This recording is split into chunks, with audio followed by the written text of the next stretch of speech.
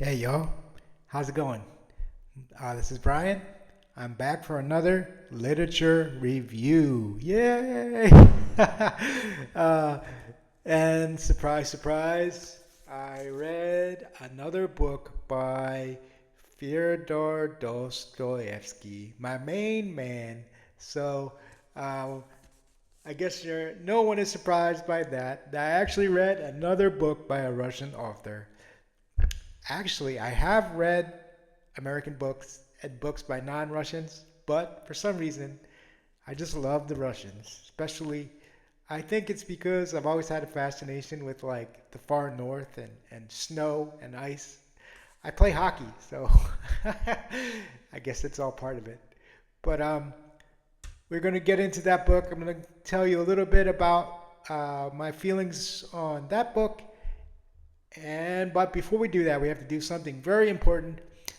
I have great news, and that is that I got a new subscriber. So we are up to five, big old five, fabulous five. And so whenever we get a new subscriber, we have to do a happy dance. Uh, and actually, the new subscriber is um, a woman. She has her own booktube channel, which I definitely recommend checking out. She's very intelligent. She's read many, many books, and she's read Ulysses by James Joyce several times. So she's already well ahead of me in terms of literary prowess. So check out her channel. You won't be disappointed. She has many videos, and it's much more high production value than mine. So definitely thank you so much for being my fifth subscriber. Her handle is Caro Arnett, and I'll put the link in the description. Please go click on her channel, check it out, subscribe, follow, all the good things. But in honor of our new subscriber, we are going to do a small happy dance.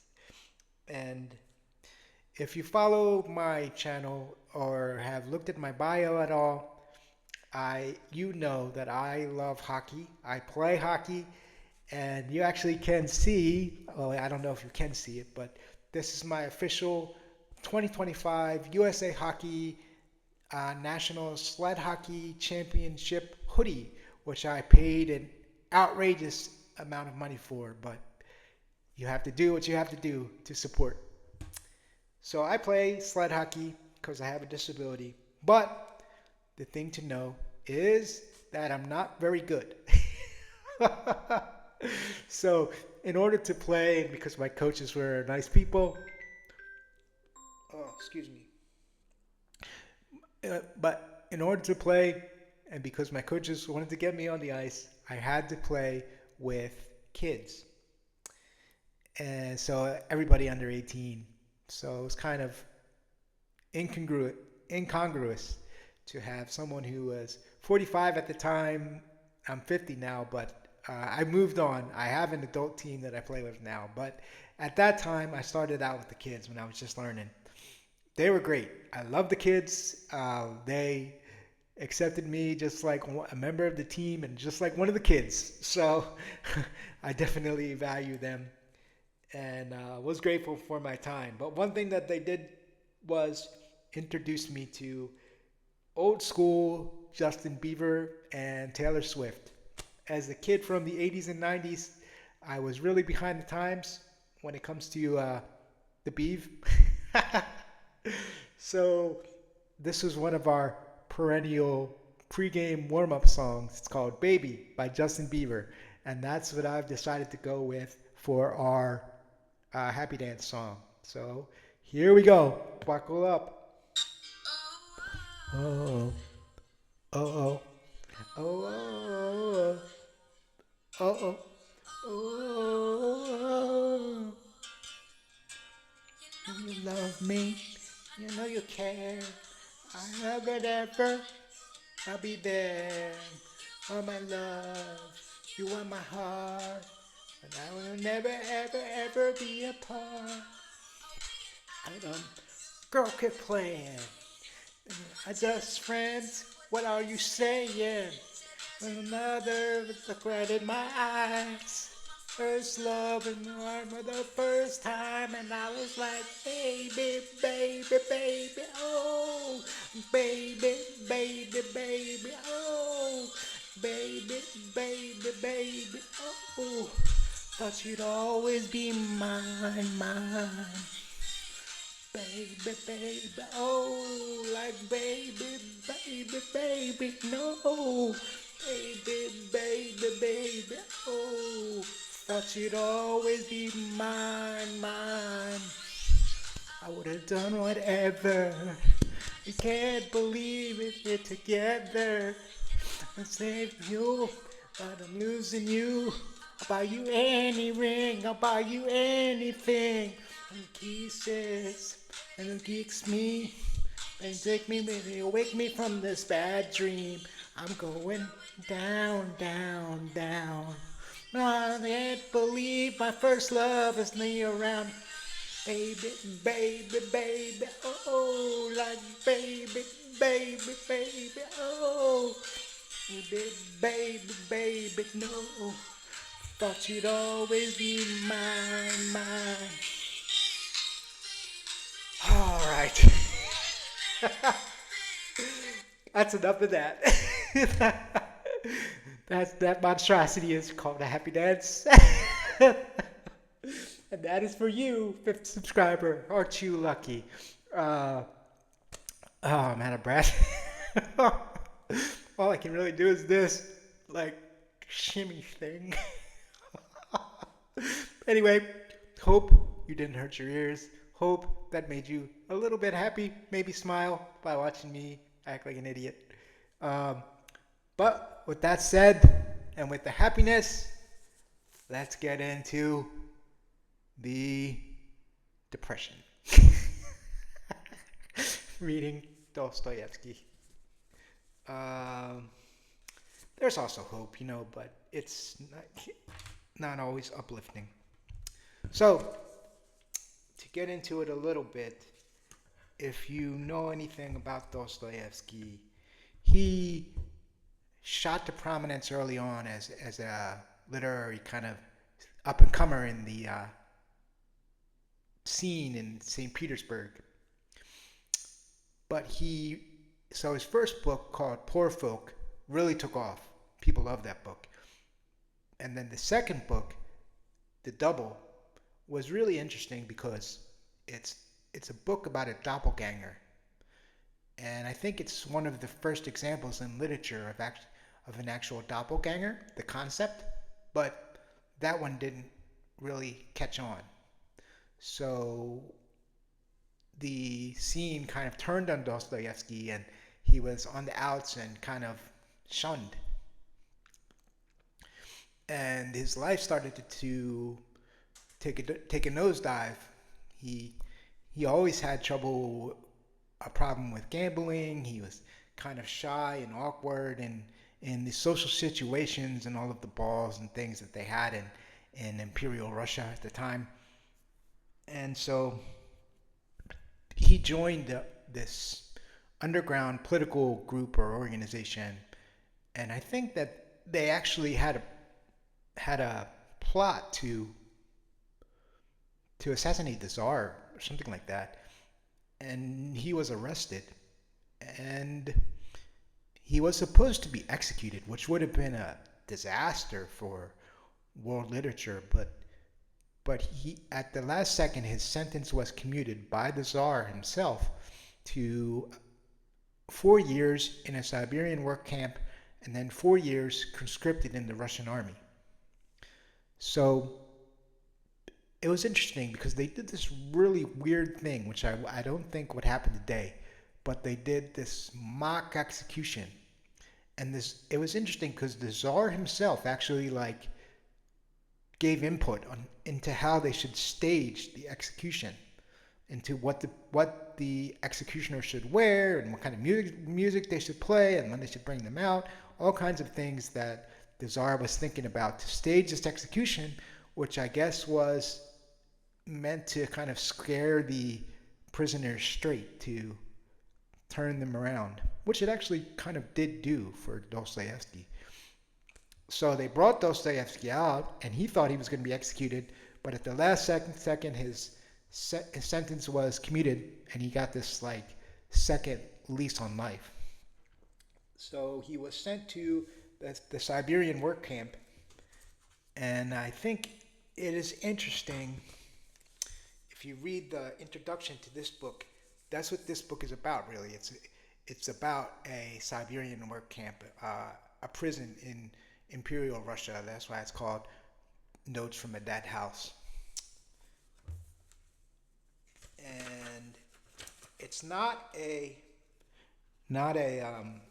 memoir, but because it's a fictional book, but because Dostoevsky was actually in a prison, it people theorize that it contains much of Dostoevsky's experiences and his impressions of what life was like in a Russian prison at that time.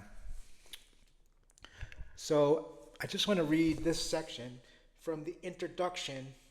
I don't really read introductions very often because I don't want to kind of get the writer's ideas of the book before I read the book, because then I'm always thinking about what the writer said in the introduction instead of like my own thoughts.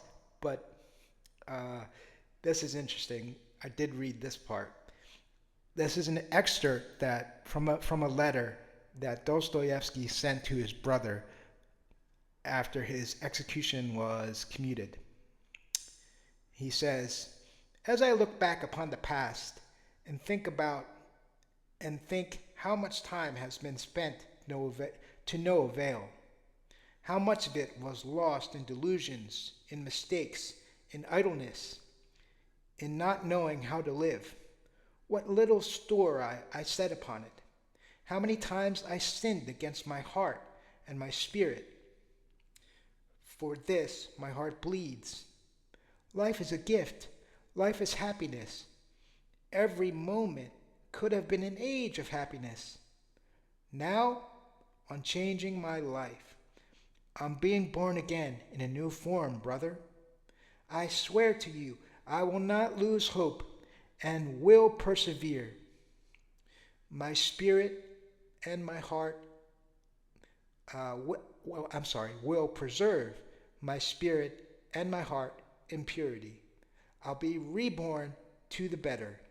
This is all my hope, all my consolation." So Dostoevsky sees his second chance at life as an opportunity to be reborn and really turn his life around. And he does do that. So you see that perspective in that excerpt from the letter that he wrote.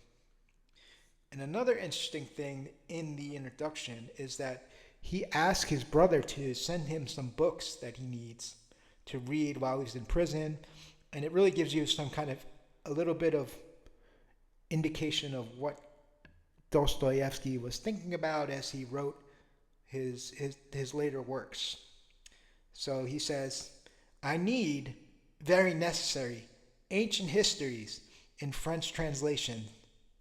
Modern historians," then he names a bunch of modern historians that I don't know because it was the 1840s, and so forth, national studies, and fathers of the church and church histories. Send me the Koran, Kant's Critique of Pure Reason, and Hegel, especially his History of Philosophy. My whole future depends on this.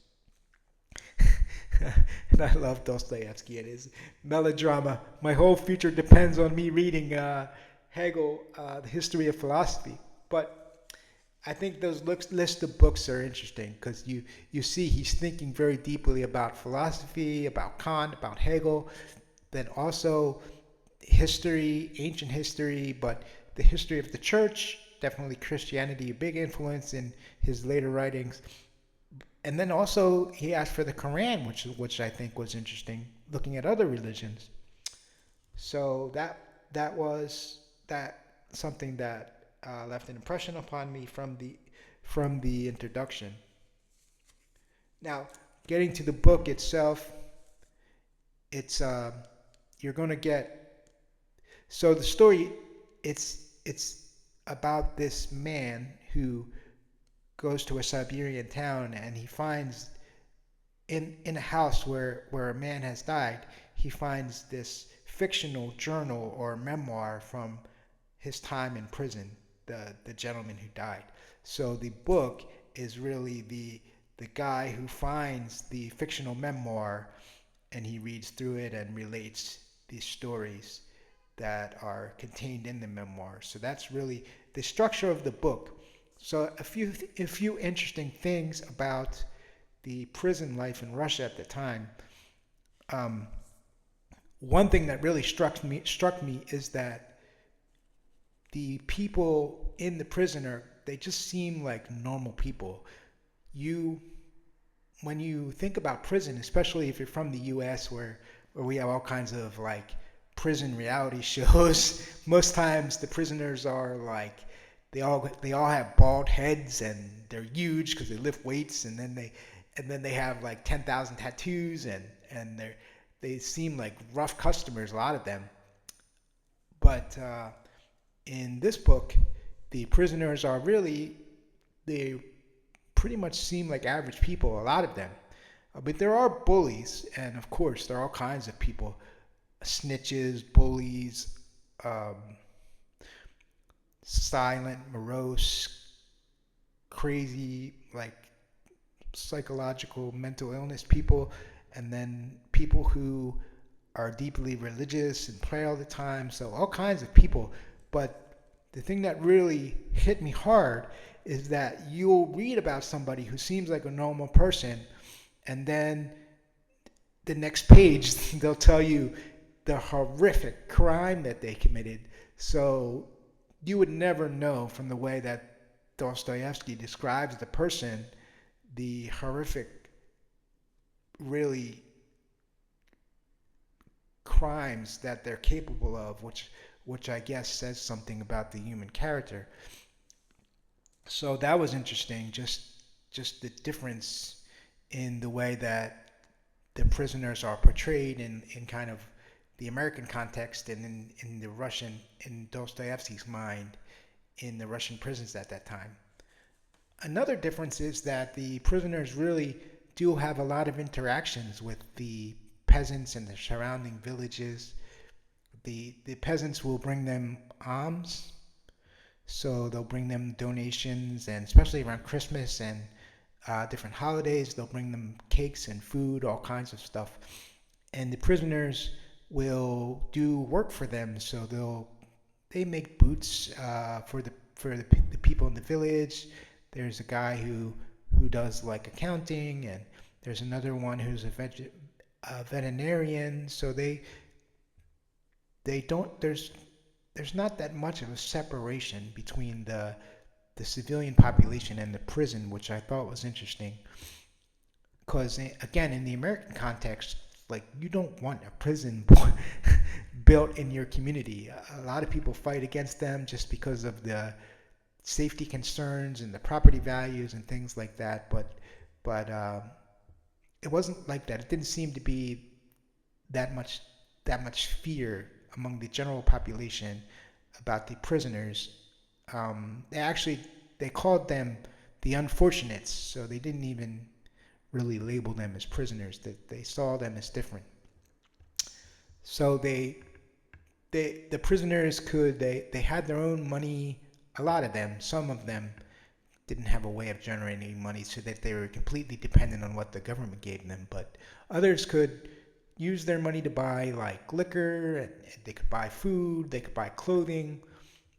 So there were some people who actually became wealthy in prison, and then they sold vodka, or if you even had enough money, you could bring women into the prison. So different atmosphere.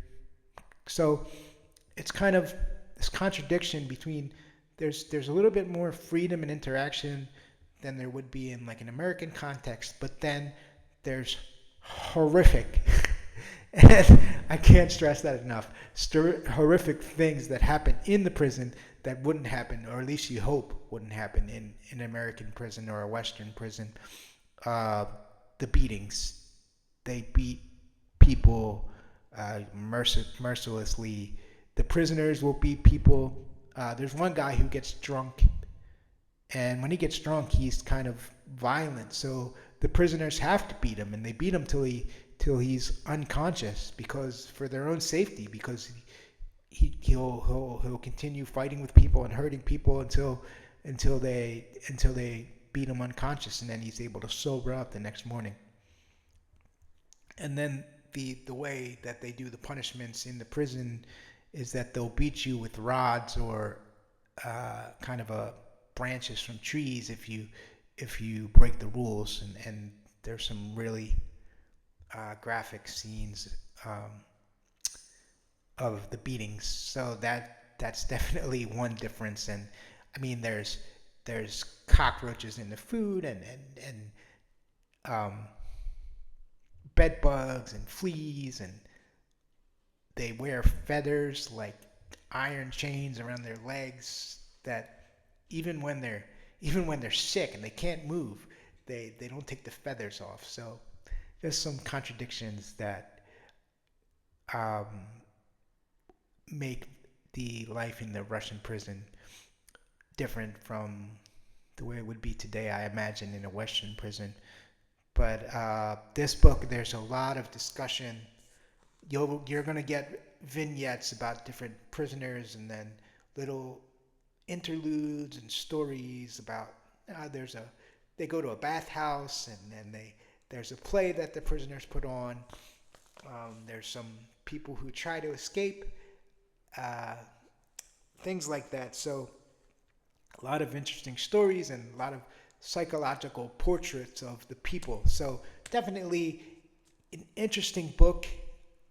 Dostoevsky, like always, he's really able to get down and to the nitty gritty of like what is making the person tick and why are they acting like they're acting. So there's a lot of discussion in here philosophically about what is the nature of freedom, what does it mean to have a purpose, how does work affect people, what is the nature of rehabilitation and the purpose of prison, all kinds of things, big ideas, philosophical ideas to think on. And you'll see, I don't know if you can see, but I've tabbed the book, and I tabbed the book on almost every page because there was always some kind of profound thing that Dostoevsky was talking about that made me think. And eventually I stopped tabbing it because I would have been tabbing every page. But so definitely a lot to think about in this one. I gave it a 4 stars because I give it 4 stars because there was a lot of different vignettes about characters, but you couldn't really connect. I didn't feel like you could connect to the characters in the same way that you can connect to the characters in Dostoevsky's other works, like Raskolnikov. Like you really begin to relate to him and feel what he's feeling. I didn't get the same kind of impression from the little stories that Dostoevsky tells us about the various prisoners. So I think it's definitely worth a read. There's so much to think about, so much to ponder, and so definitely give it a read. I'm gonna hold on to this one. It's gonna become part of my library.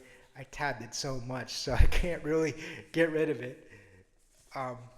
But just a word of warning. There's this chapter called "A Kolka's Husband," which very, very graphic violence happens in that chapter. I kind of wish I didn't read it because I wish I would have skipped it because it's in my head now. But I mean it's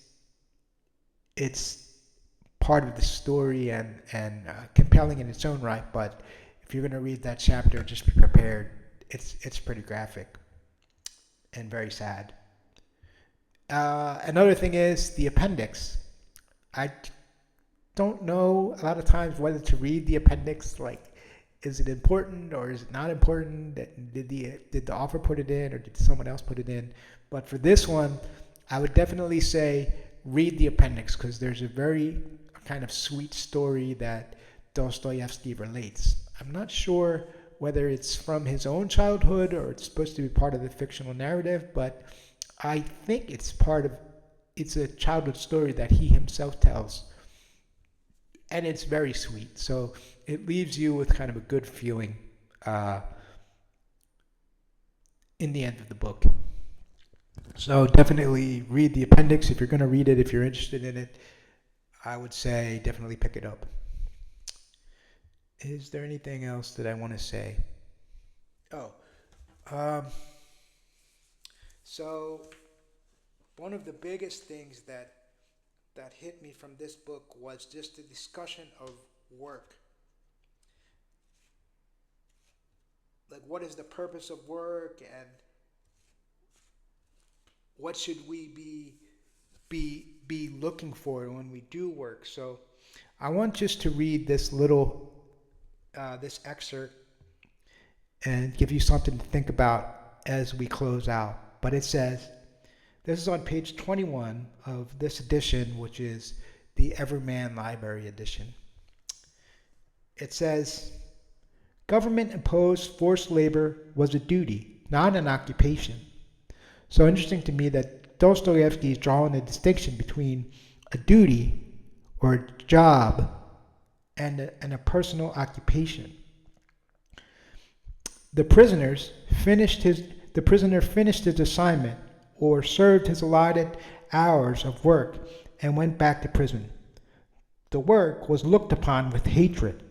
Without his own special occupation to which he was committed with all his mind and all his reckoning, a man could not live in prison. So, as far as the forced labor from the government, the prisoners looked upon that with hatred. But they also had their personal occupations, which they did after the government work was over. And he says, and how then could all these people, intelligent, having lived intensely and wishing to live, forcibly heaped together in this place, forcibly torn away from society and normal life, have a normal life and a regular life here, by their own will and inclination? From idleness alone, such criminal qualities would develop in a man here as he had no notion of before. Without work and without lawful, normal property, a man cannot live. He becomes depraved. He turns into a brute. And therefore each person in prison, owing to a natural need and some sort of self-preservation, had his own craft and occupation. The long summer days were almost entirely taken up with government work. In the short nights there was barely enough time for sleep, but in winter the prisoners, according to the rules, had to be locked up as soon as it got dark. What is there to do during the long, dull hours of a winter evening? And therefore, almost every barrack, despite the prohibition, turned into an enormous workshop. So I thought that was interesting because he's talking about the forced work. The prisoners hated that. They would slip off, they would be lazy, they would do a slotty job, but then they had their personal occupation, which they chose, and that they poured all of their knowledge, all of their inclination, all of their will into doing a good job in their personal occupation. And they were able to learn new occupations and new skills in the prison. So it just made me think, like, why am I working? Am I working in a job where I'm kind of forced to work by circumstance? I mean, thankfully I'm not in prison, so no one's gonna beat me if I don't work, but you know, I work where I work because basically I have a disability and I can't I need to do office work and I need to be close, so I have to live in the city. So in some sense, I'm kind of forced to choose an occupation that I wouldn't necessarily choose if circumstances were different. I'm kind of lucky because I chose a position that I'm passionate about the mission and the work that the organization does. So for me, it's kind of a mix. Like I'm forced to do it for these reasons, but then I also have the liberty to kind of choose the work that I do on the other hand. So and I think it's that's true for a lot of us, but just this idea, which kind of lodges stuff in my brain, is am I working just to get to the weekend or for a paycheck, or am I working for a personal occupation that I chose based on my skills and my passion and what I want to do with this time on earth? So just something to think about as we close. And like Dostoevsky's always giving you something to think about. I mean, there's so much that I could quote and read from this book, and thoughts to spur your brain. So if you're at all interested in prison or Dostoevsky, definitely pick this up and check out Caro Arnett and her booktube channel. She's awesome. Her book reviews are awesome. You'll learn a lot and you won't be disappointed. Thank you so much. Maybe next time we'll get to 6 subscribers and we can do another happy dance. Talk to you later. Bye bye.